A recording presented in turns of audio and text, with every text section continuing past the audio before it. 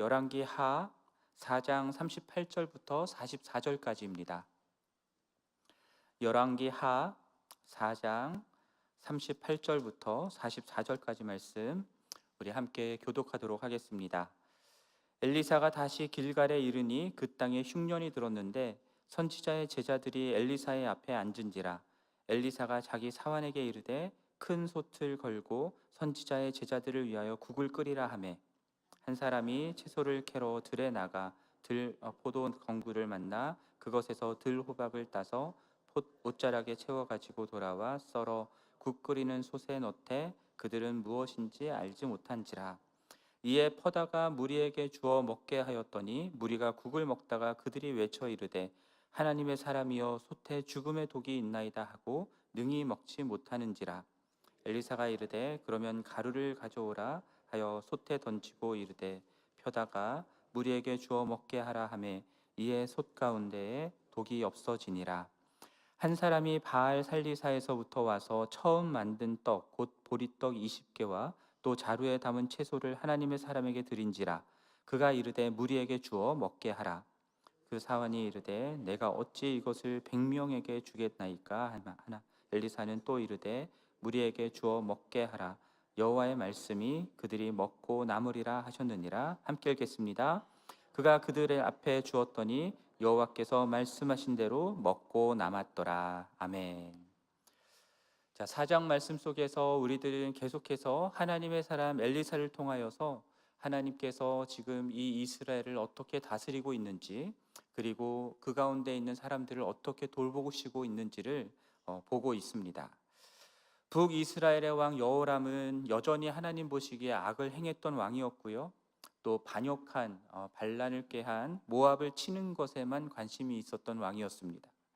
그러한 왕의 통치 아래에 백성들의 삶은 어떠했는가? 특히 선지자로 대변되는 하나님 편에 선 사람들의 삶의 형편이 어떠하였는가? 이것을 4장에 나오는 내용들을 통해서 우리가 보아 알 수 있습니다. 4장 1절부터 7절까지의 말씀에서는 여호와를 경외하였던 한 선지자의 가정이 겪은 어려움을 이야기하고 있죠. 가장인 선지자는 이미 죽었습니다. 죽은 이유가 나와 있지 않기 때문에 어떤 이유로 죽었는지는 알 수 없지만 가장이 죽고 남은 이 아내가 두 아들을 키우며 생계를 유지하는 것은 너무나 힘든 일이었습니다. 그래서 빚을 지게 되고 결국 빚을 갚지 못하자 두 아들을 종으로 넘겨야 되는 상황이 된 것입니다. 하나님은 엘리사를 통하여서 사람들에게 빌려온 빈 그릇들을 다 채울 때까지 떨어지지 않는 기름의 놀라운 기적을 베풀어 주시죠. 이로써 그들이 빚을 갚고 또 생활도 유지할 수 있게 해주셨습니다. 하나님이 엘리사를 통해서 이러한 선지자의 가정을 돌보고 계시고 기적을 통해 은혜를 베풀고 있음을 보여주시는 것입니다. 오늘 본문 속에서도 엘리사를 통하여서 선지자의 제자들을 하나님께서 어떻게 돌보시는지가 나와 있습니다. 38절 말씀 보면은 엘리사가 다시 길갈에 갔다라고 말씀합니다. 열왕기 하 2장 말씀을 보면은 엘리야가 승천하기 전에 엘리사와 같이 길갈에 있었다라는 것을 알 수 있습니다만 여기서 다시 길갈에 이르렀다라고 말씀하는 것이 열왕기하 2장에 나오는 그때를 말하는 것인지는 확실하지는 않습니다. 엘리사가 갈멜산에도 있었고 수넴에도 갔었고 여러 곳들을 돌아다녔으니까 길갈에도 분명히 이전에 갔었을 것입니다. 그때 당시의 상황이 어떠하냐면은 흉년이 들었습니다. 열왕기 하 8장 1절 말씀을 보면은 하나님께서 7년 동안 그 땅에 기근을 부르셨다라고 하는 말씀이 있습니다. 아마도 이 7년의 기근 때에 일어난 일을 지금 4장에서 기록하고 있는 것은 아닐까라고 학자들이 생각을 합니다. 길갈에는 선지자의 제자들이 있었고요. 그리고 엘리사가 오자 제자들이 엘리사 앞에 나와서 앉습니다. 계속해서 선지자의 제자들이 언급되고 있는데 이들이 열왕기상 19장에서 하나님이 엘리야에게 주셨던 말씀과 같이 그 시대 가운데에 바알에게 무릎 꿇지 않은 7,000명을 남겨두겠다고 하셨던 그 사람들의 무리라고 생각해 볼 수 있을 것 같습니다. 그러나 그들도 흉년의 고통을 피해갈 수는 없었던 것이죠. 어쩌면 바알에게 무릎 꿇지 않고 우상 숭배를 거부하는 일 때문에 이들은 더욱더 어려운 삶을 겪어야 했을 수 있습니다. 여러분 알다시피 엘리야 때에도 기근이 있었잖아요. 그때 아 왕이 오바다를 불려서 백성들을 먹일 물을 찾으러 가자라고 했던 게 아니라 자기가 소유하고 있던 짐승인 말과 노새를 먹일 물을 찾아야 한다라고 하면서 찾아다녔던 일이 있었습니다. 그리고 선지자들은 죽음의 위협을 피해서 굴에 숨어 있었어야 하는 그런 상황들이 있었다라는 사실을 우리가 이미 알고 있습니다.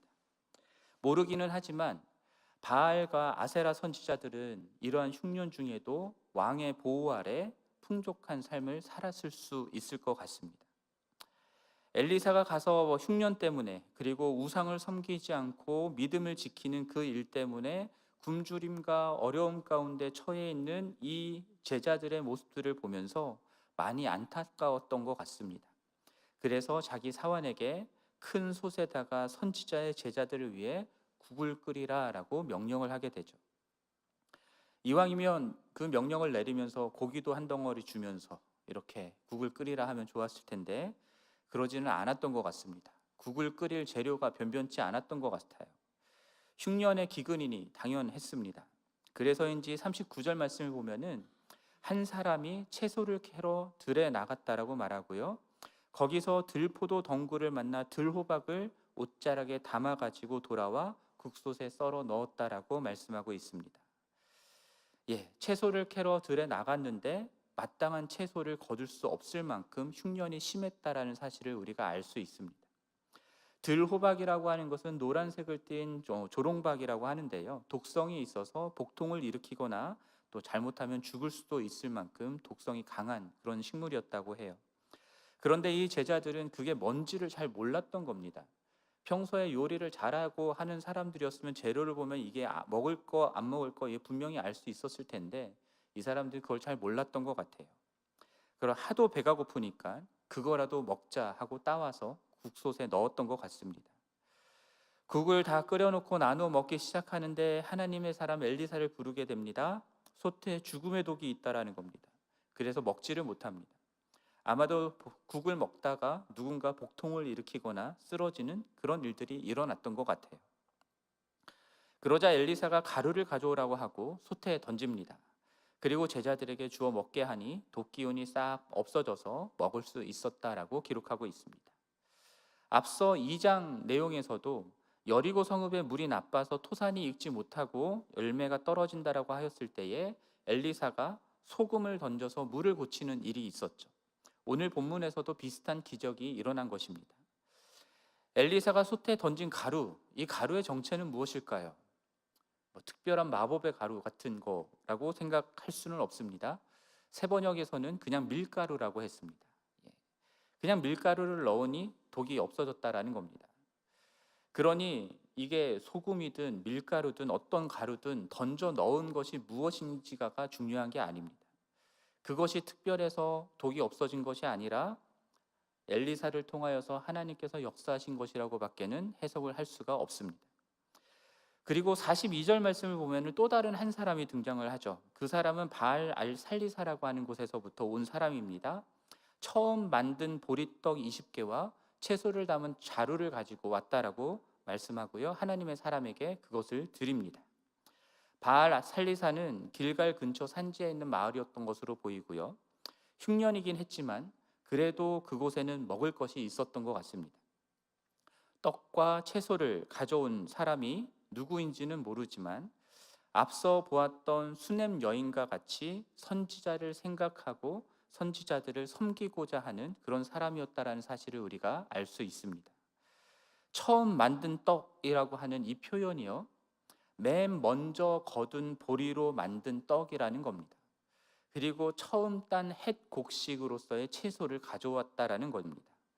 처음 것을 드린다라고 하는 것을 볼 때 이 사람이 우상을 섬기는 이 시대 가운데에서도 자기가 할 수 있는 최선으로 하나님의 사람, 하나님을 섬기는 사람이었다는 사실을 우리가 유추해 볼 수 있고요. 그러한 이 사람 역시도 바알에게 무릎 꿇지 않은 그 7,000명 중에 한 명일 수 있겠다라는 생각도 해보게 됩니다.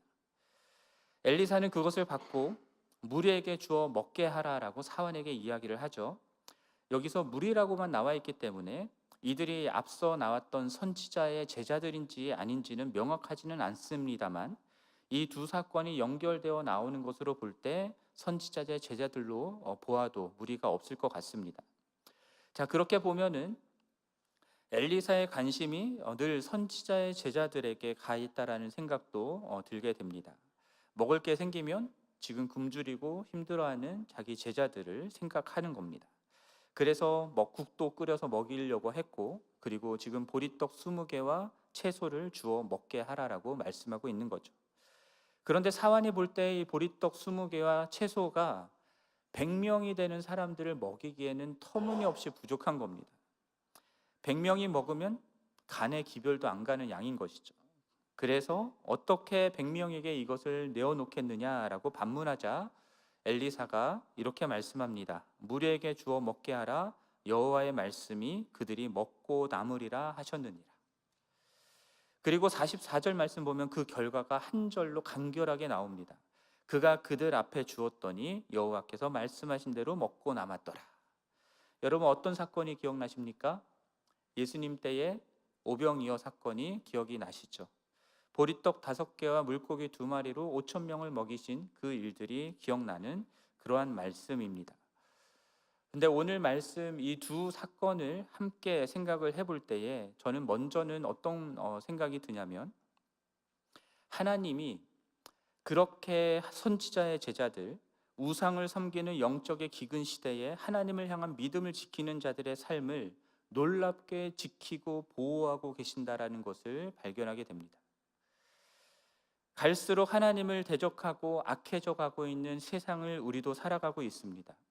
그 세상 가운데에서 우리들도 믿음을 지키며 살아가는 것이 쉽지 않을 수 있겠죠. 그러나 하나님은 예수 그리스도를 믿고 따르는 제자들을 지키시고 돌보심을 여러분 믿으시기를 바랍니다.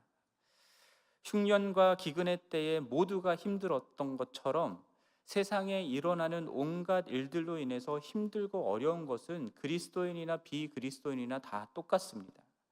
팬데믹 때에 그리스도인들만 힘들었던 게 아니라 비그리스도인들도 함께 힘들었잖아요. 그러나 그리스도인들은 이 세상 가운데에서 악한 세상의 길을 가지 아니하고 주님의 제자로서, 또한 하나님의 백성으로서 거룩함을 지키고 예수 그리스도의 말씀을 순종하며 살아가는 그 삶을 살고자 하기 때문에 더더욱 힘들고 어려워질 수 있습니다. 남들 하는 것처럼 적당히 세상과 타협하면서 살면 그나마 먹고 사는 것 힘들지 않게 살 수도 있을 텐데, 주님의 말씀을 따라 손해를 보더라도 정직하고 성실하게 살려고 하기 때문에 때로 먹고 사는 게 정말 힘들어지는 경우들이 있을 수도 있습니다.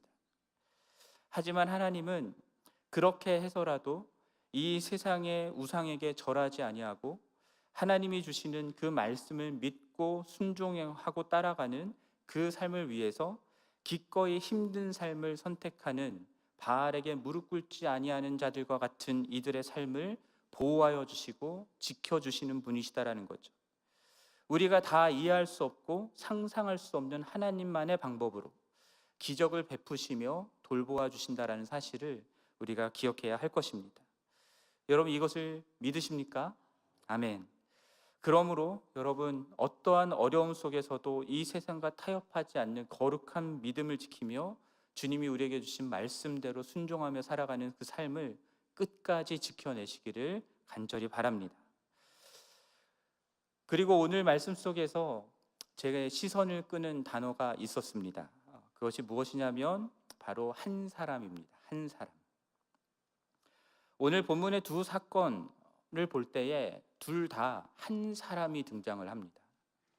39절에도 한 사람이 나오고요, 42절에도 한 사람이 나옵니다. 39절에 나오는 한 사람은 자기도 알지 못하는 들호박을 가져와서 국솥에 넣고 나누는 바람에 모두를 죽일 뻔한 사람이었습니다. 그리고 42절에 나오는 한 사람은 자기가 수확한 맨 처음 거둔 보리로 만든 떡과 핵곡식을 가져와서 하나님의 사람을 섬겼던 사람이고, 그 결과 많은 사람들을 먹였던 사람입니다. 두 사람 모두 다 다른 사람들을 섬기고자 했던 사람들이기는 합니다. 그러나 결과는 정반대였습니다. 그 두 사람이 음식을 가져와 먹이려 하였다라는 점에서 제가 어떻게 연상이 되었냐면 말씀을 나누는 것과 연결하여서 생각이 들었습니다. 요즘뿐만이 아니라 제가 교회를 섬기면서 성도님들이 종종 저한테 물어보시는 질문이 있습니다. 이 목사님 설교를 들어도 됩니까? 저 목사님 설교를 들어도 됩니까? 이런 질문들을 저한테 종종 하실 때가 있어요. 근데 어떤 경우에는 분명히 이단성이 있어서 교제를 하면 안 되고 참여하면 안 되는 분으로 이미 교단에서 이렇게 정해진 그런 분인데도 말씀이 좋다고 나도 듣고 그리고 다른 사람도 들으라고 그 링크를 보내고 하는 그런 일들이 있다라는 것들을 보게 됩니다. 또한 인터넷과 여러 가지 카톡이나 이런 것들이 발달하다 보니까 확인도 안 된 가짜 뉴스, 이단적인 뉴스인데 나도 모르게 거짓을 퍼나르는 그런 일들에 일조하는 경우들도 종종 생기는 것 같습니다. 때로 좋은 성경 공부 있다고 하니까 잘 모르는 사람 따라가서 모임에 따라갔다가 이단에 빠지는 경우들이 많다라는 것도 우리가 이미 알고 있는 거죠. 여러분, 밖에 나가서 잘 모르는 것을 가져다가 다른 사람들과 나누다가는 죽음의 독을 먹이거나 내가 먹는 꼴이 될 수도 있다는 것을 기억해야 할 것입니다. 그런데 오늘 본문에 나오는 또 다른 한 사람은 밖에 나가 발견한 자기가 잘 모르는 그것을 가져와서 나눈 게 아니라 자기가 직접 키우고 재배하여 추수한 것을 가지고 와서 나눴다라는 사실을 우리가 기억해야 합니다. 이 역시도 말씀과 연결해서 생각을 해볼 때에 저는 이런 생각이 들었습니다. 우리가 직접 내가 스스로 말씀을 읽고 연구하고 묵상하여 얻은 은혜를 나누는 것이 그것이 맞다라는 것이죠. 인터넷에 떠도는 설교나 영상 좋다고 나누는 게 아니라 여러분들이 직접 말씀을 묵상하고 읽으면서 받았던 은혜를 나누는 것이 훨씬 낫다라는 겁니다. 여러분이 말씀 묵상하면서 받았던 그 따끈따끈한 은혜를 여러분 주변에 있는 사람들과 함께 나누라는 겁니다. 목사님들이 묵상하고 해서 나누는 그런 큐티 영상 말씀 나누는 게 아니라 여러분들이 받은 은혜의 말씀을 나누라는 거예요. 그렇게 여러분들이 받은 것으로 나누는 것이 잘 모르는 사람들, 목사님들이 나눈 인터넷상의 설교 영상을 가져와서 들어보라고 하는 것보다 훨씬 낫습니다. 신학적으로 부족할 수 있겠다 생각할 수도 있겠지만 그렇게 해서 얻은 말씀의 은혜를 나누는 것에는 오늘 본문 속에 나왔던 것처럼 하나님이 먹고 남기게 하는 은혜가 있을 수 있다라고 저는 믿습니다. 사실 앞서 말했던 이 악한 세상 가운데서 믿음을 지키며 살아가는 자들을 하나님께서 돌보신다라고 말씀드렸던 그 원리와도 연결되는 부분입니다. 저는 그렇게 여러분들이 스스로 말씀을 읽고 연구하고 묵상하면서 받은 은혜로의 삶을 살아가는 것, 그 받은 말씀에 순종하며 살아가는 것, 그것이 이 악한 세대 가운데에서 세상과 타협하지 아니하고 주님이 말씀하신 것이 무엇인지를 분명히 알고 그대로 순종하며 살아가는 삶의 모습이다라고 믿습니다. 왜냐하면 우리가 가지고 있는 말씀 속에 우리는 말씀을 읽고 묵상하는 가운데 하나님을 만나고 하나님을 알게 되기 때문이죠. 말씀에서 우리가 이 세상과 하나님의 뜻을 분별하는 지혜를 얻을 수 있기 때문이고요. 말씀에서 우리가 그리스도인으로서 어떻게 거룩한 삶을 살아가야 되는가에 대한 길을 발견할 수 있게 되기 때문입니다. 그렇게 날마다 말씀을 붙잡고 씨름하면서 주님이 말씀 가운데 주시는 그 은혜를 지키며 살아가고자 할 때에 그때에 그러한 사람들의 삶 가운데 악한 시대 가운데에서 주님께서 지켜주시는 보호하심과 공급하심이 있다라는 겁니다. 그리고 비록 힘들고 어려운 삶이 될지라도 그렇게 말씀을 붙잡고 순종의 길을 가려고 하는 모든 그리스도인들을 하나님께서 보호하신다라는 거예요. 그러므로 여러분 이 믿음을 가지고 여러분 날마다 여러분 스스로 말씀의 은혜 앞에 나아가시기를 바랍니다. 그리고 받은 은혜를 나누시기를 바라요. 다른 것이 아니라, 밖에 있는 다른 것이 아니라 주님이 여러분에게 주신 따끈따끈한 갓 얻은 그 은혜의 말씀을 여러분들과 함께, 많은 성도들과 함께 나눌 때에 많은 성도들이 그 말씀을 통하여 유익을 얻게 되리라 믿습니다. 오늘도 이 믿음 가지고 날마다 말씀의 은혜를 붙잡고 순종의 길을 가는 여러분 모두를 축복하고, 그러한 여러분들의 삶 가운데 주님의 놀라운 은혜가 함께하기를 간절히 축원합니다. 함께 기도하겠습니다. 하나님 아버지, 오늘 말씀 속에서 기근이 있고 흉년이 있고 또 우상 숭배가 만연한 시대 가운데에서도 주님의 말씀을 붙잡고 믿음을 지키며 살아가는 자들을 하나님께서 지키시고 돌보심을 보았습니다. 주님, 이 시대 가운데, 이 악한 시대 가운데에 우리 또한 날마다 주님의 말씀을 펴고 스스로 말씀을 읽고 연구하고 묵상하면서 주님의 뜻을 발견하여 알 수 있게 도와주시고, 또 주님의 길을 발견하여 알 수 있게 도와주시고, 그 길을 믿음으로 순종하며 따라갈 수 있도록 인도하여 주옵소서. 그렇게 믿음을 지키며 살아갈 때 우리의 삶이 힘들어지고 어렵게 된다 할지라도 믿음을 양보하지 않게 하시고 타협하지 않게 하시고 끝까지 믿음을 지키며 살아갈 수 있게 도와주시되, 주님께서 베풀어 주시는 놀라운 보호하심과 공급하심을 경험하며 이 믿음의 여정을 살아갈 수 있도록 도와주시옵소서. 이 모든 말씀 우리 주 예수 그리스도의 이름으로 기도드립니다. 아멘. 하늘에 계신 우리 아버지여, 이름이 거룩히 여김을 받으시오며 나라가 임하시오며 뜻이 하늘에서 이루어진 것 같이 땅에서도 이루어지이다. 오늘 우리에게 일용할 양식을 주시옵고, 우리가 우리에게 죄 지은 자를 사하여 준 것 같이 우리 죄를 사하여 주시옵고, 우리를 시험에 들게 하지 마시옵고 다만 악에서 구하시옵소서. 나라와 권세와 영광이 아버지께 영원히 있사옵나이다. 아멘. 계속해서 기도하시고 돌아가시겠습니다.